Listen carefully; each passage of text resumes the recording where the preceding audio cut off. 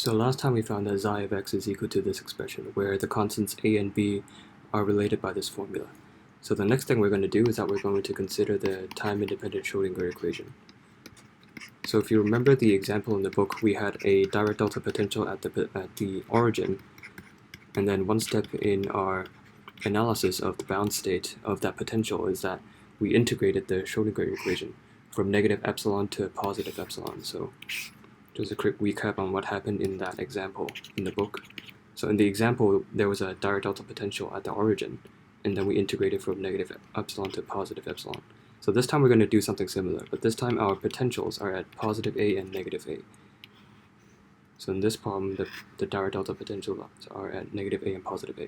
So instead of integrating at the origin, which is what we did in the example in the book, this time we're going to integrate from a minus epsilon to a plus epsilon. So I've already drawn the integral sign, so we integrate from a minus epsilon to a plus epsilon. And then pretty much the same steps follow from as what happened in the example. So in the end, you're going to arrive at an expression that will allow you to further deduce what these constants should be. And I'm not going to go through all the steps again, so I'm just going to use the result obtained in the example in the book, in the example where we were analyzing the case where the direct delta potential was in the origin. But using the results from that example, we know that evaluating this integral over here would lead us to this expression, that d xi dx evaluated from a minus epsilon to a plus epsilon is going to be equal to negative 2m alpha divided by h bar squared times xi of a. So if you don't remember how we obtained this, you can go look back at the example in the book on the direct delta potential at the origin. So we're doing exactly the same thing, so I'm not going to go through the steps again. And we could have done the integral from negative a minus epsilon to negative a plus epsilon. Doesn't really matter which side you do it on, because the whole thing is just symmetrical anyway. So in our case over here, we're going to be focusing on integrating on this side, but it doesn't really matter which side you do it. So just so you know. So now we're going to be focusing on this relationship that we have over here. So you see that in order to evaluate this, we need to find what d xi dx is. So d xi dx is going to be different depending on what range, what region you're in. So when you're in the region x is larger than a, the derivative is just negative ka e to the power of negative kax. This is for x is larger than a. And then for the region negative a to positive a, so for this region over here, we just differentiate this term. So we get b times k e to the power of kx minus k e to the power of negative kx. So all I did was just differentiate this term. So now we're ready to evaluate this expression. So first we substitute an a plus epsilon into d xi dx, and the a plus epsilon exists within the domain x is larger than a. So when we're substituting a plus epsilon into d xi dx, we're substituting it into this term over here. And also I should note that eventually we're going to let epsilon tends towards 0. So once again, this is exactly like what we did in the example in the book.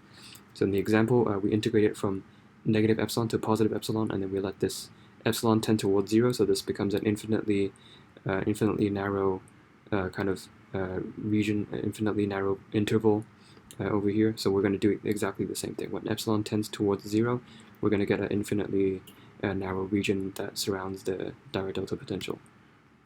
So now we're going to substitute a plus epsilon into d xi dx. So we get negative ka e to the power of negative k a plus epsilon. So this is substituting in a plus epsilon into d xi dx. And now we need to minus substituting in a minus epsilon into d xi dx. So a minus epsilon exists within the domain negative a to positive a. So we need to substitute in a minus epsilon into this term. So we get b times k e to the power of k a minus epsilon, and then minus k e to the power of negative k a minus epsilon. So this is how you evaluate this expression. And on the right hand side, this is equal to negative 2m alpha divided by h bar squared times xi of a. So xi of a is, we can obtain xi of a really easily. All we have to do is just to substitute in a over here. So when we substitute in a, you can use this expression, you can use this expression, doesn't really matter. It's going to be equal because this expression here, by definition, is this whole function is continuous, so it doesn't matter which expression you use. But eventually we want to get rid of these constants from both sides. So I'm going to try to get rid of the b's from this expression over here. So that's why I'm going to substitute in a inside this expression.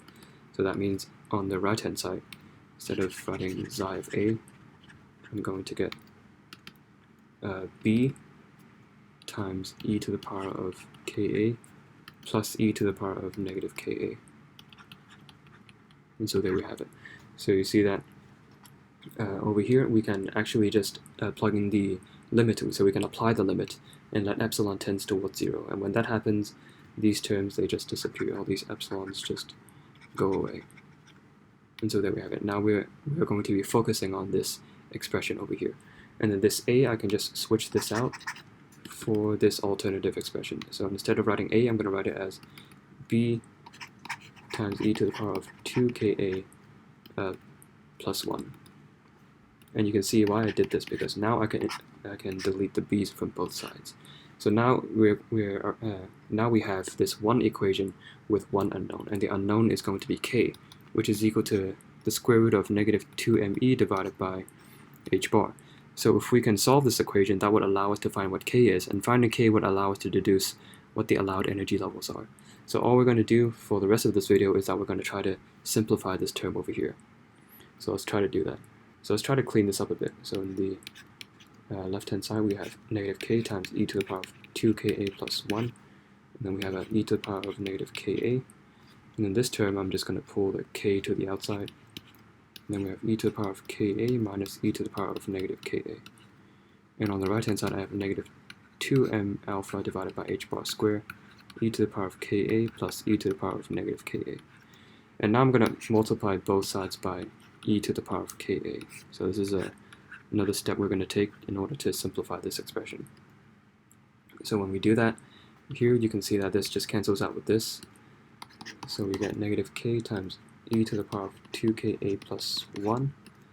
Now here this ka just goes inside the bracket, so we get minus k e to the power of 2ka and then minus 1. And on the right hand side we have negative 2m alpha divided by h bar squared, and then once again I'm just going to put this e to the power of ka inside the bracket. It cancels out with this to give you 1, and then this gives you e to the power of 2ka. So we have e to the power of 2ka plus 1. And then here you can see that some of these terms we can simplify. This positive one, this negative one, they cancel out. And in the end you get negative 2k times e to the power of 2ka is equal to negative 2m alpha divided by h bar squared times e to the power of 2ka plus 1. And then of course these negative 2's, you can cancel it out. And I'm going to put this k down over here. And then now I'm going to multiply both sides by e to the power of negative 2ka. So on the left hand side I get 1. On the right hand side I have m alpha divided by k h bar squared. And then 1 plus e to the power of negative 2ka. And then now I'm going to dump these constants over to the other side. So I get k h bar squared divided by m alpha minus 1 is equal to e to the power of negative 2ka. And this is actually as far as we can go. You can see that we are unable to obtain a closed form solution. So in this equation, the one unknown that we have is k, but then we actually can't really solve this in a kind of neat way to obtain a closed form solution. You're going to have to graph this, and then you're going to have to see where the graphs will intersect in order to deduce what k is. So this is as far as we can go for this example. And once you use a graph to find where the intersection point is, you will be able to deduce what k should be, which would allow you to deduce what the energy levels are. And where the graphs will intersect will really depend on how you set your constant alpha. So what you set alpha will drastically change what your allowed energy level is. And then if you graph this out, you can see that there is one solution. You can find there's going to be one allowed energy level. And this is as far as we can go for this case. So this is the case where our xi of x is going to be an even function. And so this is as far as we can go. So we obtained this expression for xi of x, and then using the continuity requirement, we found the relationship between a and b.